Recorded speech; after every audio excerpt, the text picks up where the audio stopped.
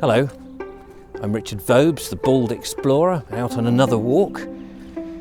This time I'm in Coolham in West Sussex, which is sort of close to Billingshurst, close to West Grinstead, north of Worthing and I suppose Littlehampton, and in between those and Horsham in West Sussex. And I'm out in the countryside, as indeed you can see. And here's a question for you. Does the date, the 6th of June 1944, mean anything to you? Well, if I've got that date right, that is the date of D-Day. A day that should be etched in history when the D-Day landings took place. And I don't know the number of the troops. I'm not an expert in that part of the Second World War, or much of the Second World War actually, but it was the Normandy landings when really, I suppose, it was the beginning of the turning point for the Allies when they were getting their own back on the enemy. I'm walking down this track, as you can see, because I believe that here in Coolham was an airfield, a heritage airfield site, where part of the D-Day landings, or it played a part in the D-Day landings. An airfield, I'm not quite sure what they did, but they were probably there to give air cover to this extraordinary operation that happened in the north of France, with our troops desperately trying to get landed and then to make our way through Europe and take back the control from the Nazis. I've never been here before. Like many of my walks, I'm finding it fascinating to go to places that I actually haven't been to. So you and I are effectively going on this walk together for the first time. Now, you may well have been here, or you may want to come here. It's all farmland now, and it's very peaceful and very quiet, as you can see. But I think there's a lake. There's a lake down there. Don't know if you can see that. And then up ahead, we do have the sun glaring in our eyes, but we have this incredibly flat piece of land, and I think that's what I'm walking around now. And somebody will correct me, of course, but I think this is where the airstrip was, that was used only, I think, for a couple of months in during the actual landings.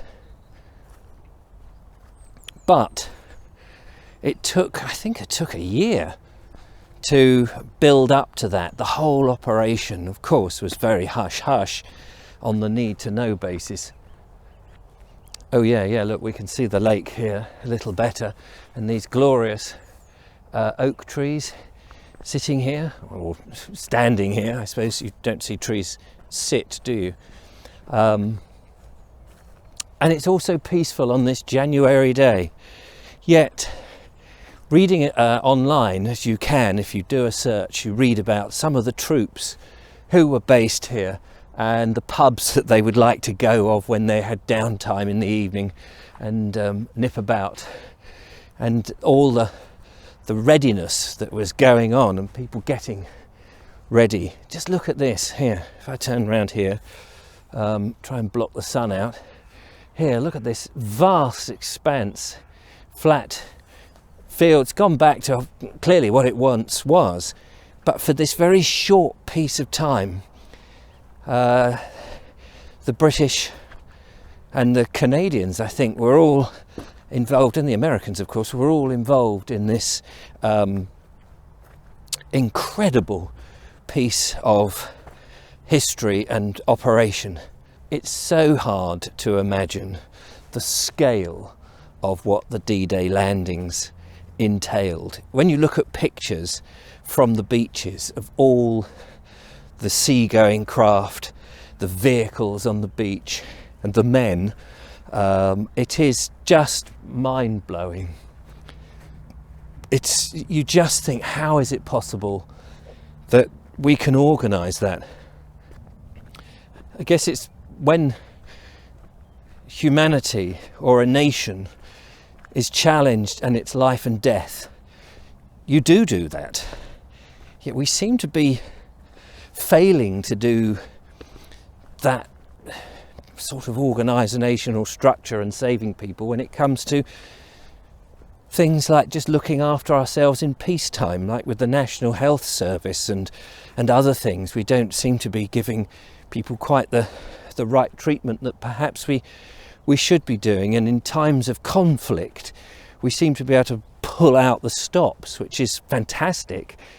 But it sort of almost means nothing if you can't do it in peacetime, else what are you fighting for? So on this January, well actually we're very close to the end of January as I film this, beautiful, cold but crisp day, and the sun slowly warming me up on this path, which I think just circumnavigates around what must have been the airfield. There was a sign that says this is where it was, and you can imagine that a lane like this was being used. Here we go, we get this vast area to my right hand side that quiet now, but you have to sort of imagine the planes taking off, the roar of the engines, the engineers coming back to sort out the planes, to fix the engines, to put on the ammunition and all of that before they went off and flew more sorties to keep our troops well and truly safe as they pounded onto the beaches in Normandy. It's utterly incredible to imagine that this was here. It's so peaceful and so quiet. It's just so difficult to think it did happen. Never before, really, or since, has anything, I imagine, on that scale ever been done. I may be wrong. Of course, there were lots of stuff going on in Russia and things like that, but certainly not in Britain. And it's just amazing. It is utterly staggering to think, and I hope that nothing like that would be needed to save us again. It's a particularly nice walk. It is a little bit wet and boggy, of course, but you can see here the hedgerows, I think that's hawthorn, is it, have been trimmed, and it's out in the countryside, so not too many people walking. In fact, I've only saw one person just prior to starting to film. This is a very long, straight road. You almost think it could be a Roman road. Beautiful to be out here. I can hear the crows in the background. Someone's been down here with a trimmer, chopping the hedges down for the summer ahead and the spring. And I think it's going to be absolutely amazing to come down here and have a look. Look at all this. Well, I love these walks where you go through the past. There's nothing now, no remnants of it. It all packed up pretty quickly afterwards. It was an intense moment of history, and fortunately, I suppose, we were victorious in the end. And so one can come back here with a feeling of pride, a feeling that our countrymen did their bit and it was all worth it. The effort was worth it.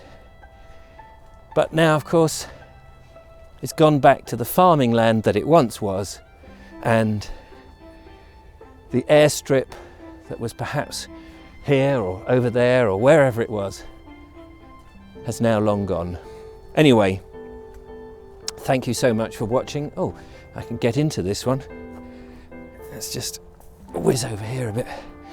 Probably not supposed to, but just stand at the edge and salute those chaps.